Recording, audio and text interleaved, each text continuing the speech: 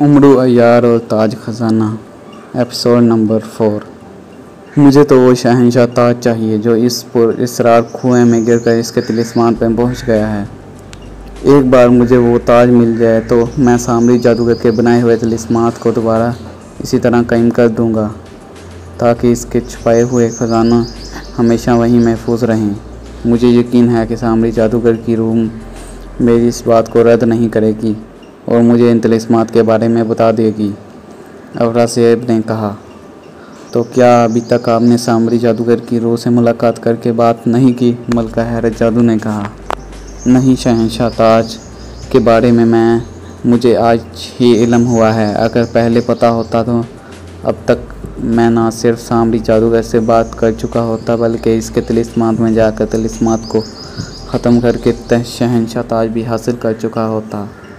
शहंशाह अफरासेब ने जवाब दिया, आज आपको शहंशाह ताज के बारे में कैसे पता चल गया और शहंशाह ताज कब गिरा था? इस हाजिर और गायब होने वाले पुरअसरार कुएं में मलका हैरत जादू ने कहा, शहंशाह ताज को पुरअसरार कुएं में गिरे हुए 6 माह गुजर चुके थे। सरदार कलूत ने कबीले के जन्नात को इस पुरअसरार कुएं की तलाश में भेजा हुआ है और वो जन्नात दुनिया के हर हिस्से में जाकर इस पुरअसरार कुएं को ढूंढते फिरते हैं।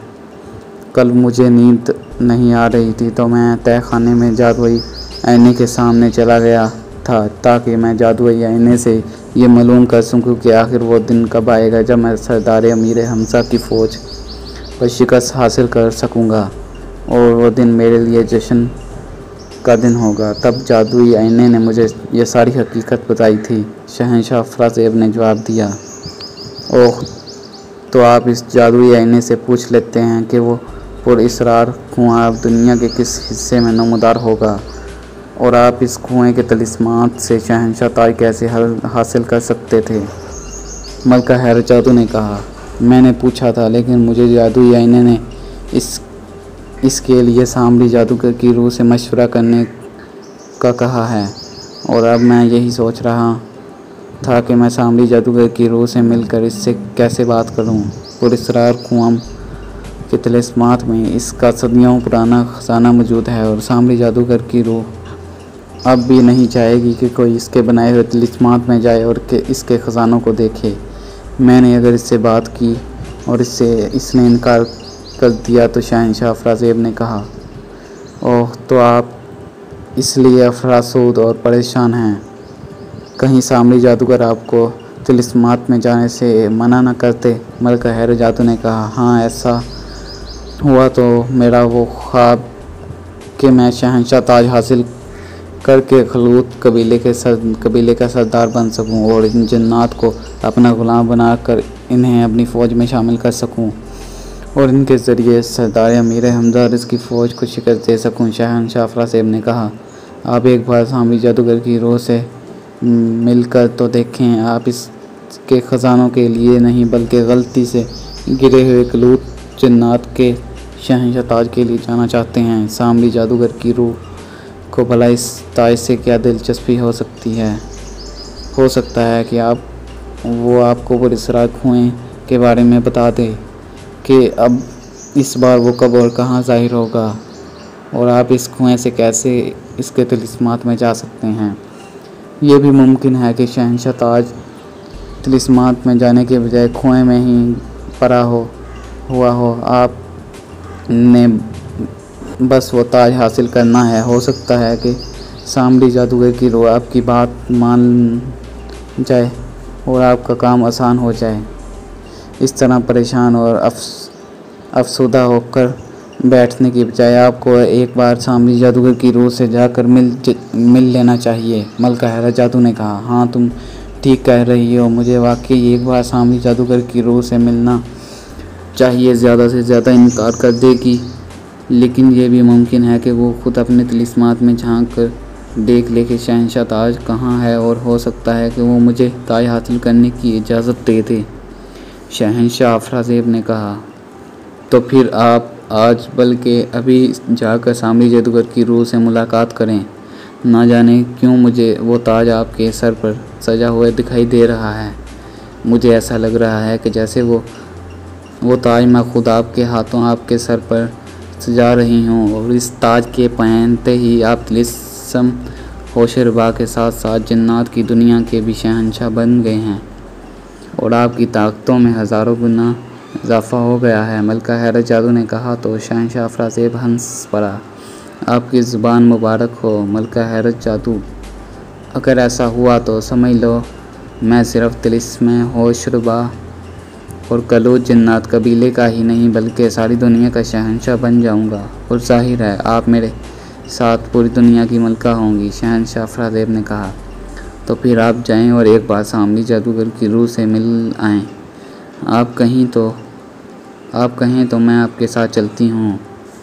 मैं भी सामरी जादूगर की रूह से आपके लिए सिफारिश करूँगी। सामरी जादूगर की रूह आपके साथ साथ मुझे भी पसंद करती है, हो सकता है कि वो मुझे इनकार ना करे। मलका हैरत जादू ने कहा हाँ ये ठीक है, सामरी जादूगर की रूह मुझे तो इनकार कर सकती है, लेकिन वो तुम्हें अपनी बेटी मानता है और इसने आपकी एक बात भी आज तक नहीं टाली। मुझे यकीन है कि मेरी बजाय अगर आप इससे बात करें तो वो आपकी बात मान ले। शहंशाह अफराज़ेब ने मुसरत भरे लहजे में कहा ठीक है, मैं जाकर बात करूंगी सामरी जादूगर की रूह से। आप चले मेरे साथ। मलका हैरत जादू ने कहा और उठकर खड़ी हो गई। इसे उठता देखकर शहंशाह अफराज़ेब भी उठकर खड़ा हो गया। मलका हैरत जादू ने आगे बढ़कर शहंशाह अफराज़ेब का हाथ पकड़ लिया। हम सामरी जादूगर की रूह के मोहब्बत में जाना चाहते हैं, शहंशाह अफराज़ेब ने कहा। इस लम्हे रोशनी सी चमकी और वो दोनों शाही कमरे से गायब हो गए। इससे पहले कि औरत तलवार मारकर उम्र यार की गर्दन इसके तन से जुदा करती, इसका हाथ अचानक रुक गया। तलवार ठीक उम्र यार की गर्दन के चंद इंच के फासले पर रुक गई थी। उम्र यार के मुंह से खौफ के बाइस चीख निकली थी और इसने मौत के खौफ से बेख्तियार आंखें बंद कर ली थी। लेकिन जब इसकी गर्दन पर तलवार ना पड़ी तो इसने आहिस्ता आहिस्ता आंखें खोली और फिर औरत को झुके और तलवार अपनी गर्दन के करीब रुकी देखकर वो हैरान रह गया। औरत ने इसकी तरफ गौर से देख रही थी। चंद लम्हे वो इसे देखती रही, फिर वो सीधी हो गई। इसने तलवार उम्र यार की गर्दन से हटा ली। तुमने मेरे बेटे को हलाक किया है। मैं चाहती हूँ कि अभी और इसी वक्त तुम्हारी गर्दन तुम्हारे डर से अलग कर सकती थी, लेकिन मैं ऐसा नहीं करूँगी। मैं जानबूझकर किसी की जान नहीं ले सकती। मुझे ऐसा कोई इख्तियार नहीं है कि मैं किसी मुजरिम को इसके जुर्म की सज़ा खुद दूँ। मैं कोई काफ की रियासत काफ की मलका हूँ। तुमने जो जुर्म किया है वो नाकाबिल माफ़ी जुर्म है, जिसकी सज़ा तुम्हें ज़रूर मिलेगी, लेकिन ये सज़ा यहाँ नहीं। मैं तुम्हें अपनी रियासत में ले जाकर दूँगी, अपनी राया के सामने। मैं अपनी राया के सामने तुम्हारा मुकदमा रखूँगी और इस बात का फ़ैसला अपनी राया पर छोड़ दूँगी कि तुम्हें शहज़ादा मगान की हलाकत की क्या सज़ा दी जाए। तुम्हें हमेशा के लिए रियासत के ज़िंदान में कैद किया जाए या फिर तुम्हें मौत की सज़ा दी जाए। तुम्हें मौत की सज़ा कैसे दी जाए इसका फ़ैसला भी मेरी रियासत के जन्नात और परियां करेंगी, इसलिए मैं तुम्हें अपने साथ चाय काफ ले जाऊंगी। बूढ़ी औरत ने कहा और इसकी बात सुनकर उम्र यार चौंक पड़ा। वो कोई काफ की रियासत काफ की मलका है। इसने जैसे ही नाक समझकर हलाक किया, वो इसका बेटा शहज़ादा मकान था। मैंने आपके बेटे को जानबूझकर हलाक नहीं किया है मलका आलिया। मैं उम्र यार ने हकलाते हुए कहा, मेरा बेटा हलाक हुआ है। ये जुर्म तो तुमने किया है। अब तुमने जुर्म जानबूझकर किया है या अनजाने से। मेरी नज़र में बहरहाल तुम मुजरिम हो और मुजरिमों को हर हाल में सज़ा दी जाती है, मलका परी ने गसीले लहजे में कहा। इससे पहले कि उम्र यार इससे कुछ कहता, मलका परी ने हाथ में पकड़ी हुई तलवार हवा में उछाल दी। एक छुपाका हुआ तलवार हवा में उछलते ही गायब हो गई। मागा रोगा धांबू छुगा फ़ौरन हाजिर हो जाओ। मलका परी ने इसकी तरफ देखते हुए चीखी हुई आवाज़ में कहा। इसी लम्हे यक्के बाद चारों बार झमाके हुए और उमरू यार ने वहाँ चारों सुर्ख रंग के जिनों को हाजिर ज़ाहिर होते देखा। इस जन्नात के रंग गहरे सुर्ख थे। इसके ज़ीरे हिस्से पर स्याह रंग के जनीगिए थे और वो चारों सिरों से गंजे थे। इन जन्नात के हाथों में नेज़े थे और इनकी बड़ी बड़ी और घनी मूँछें थीं जो इनके चेहरों पर फैली हुई थी। चारों जन्नात बेहद डरावने और खौफनाक थे। ज़ाहिर होते ही इन्होंने मलका परी को निहायत मौतबाना अंदाज में सलाम किया।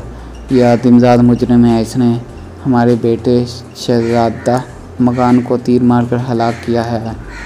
वो देखो हमारे बेटे की लाश, मलका परी ने रिंधी हुई आवाज़ में कहा तो चारों जिन बुरी तरह से चौंक पड़े। इसने पलट कर द्वार के पास पड़ी हुई शहज़ादी की लाश देखी तो इनके चेहरे गुस्से से बुरी तरह से बिगड़ गए।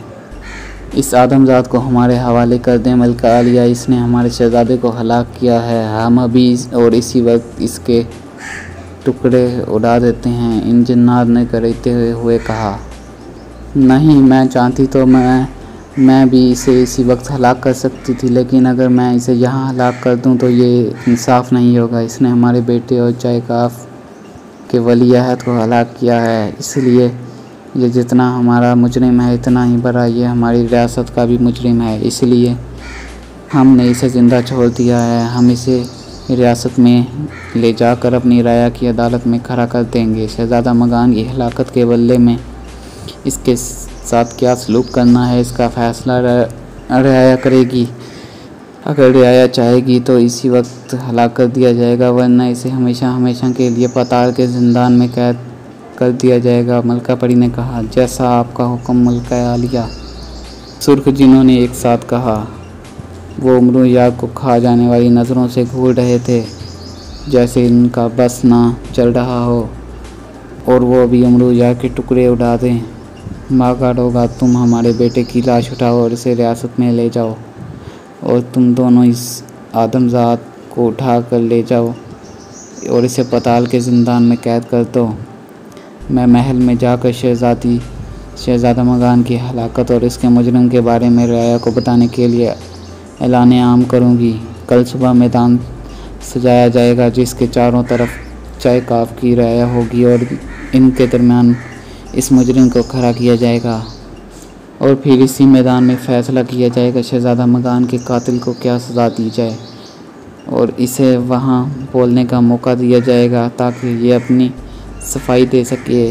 अगर ये खुद को बेगुनाह साबित करना चाहे तो कर सकता है। मैं हर सूरत में अपने और इसके साथ इंसाफ करूँगी, क्योंकि मैं ज़ालिम और बेरहम नहीं बल्कि इंसाफ पसंद मलका हूँ।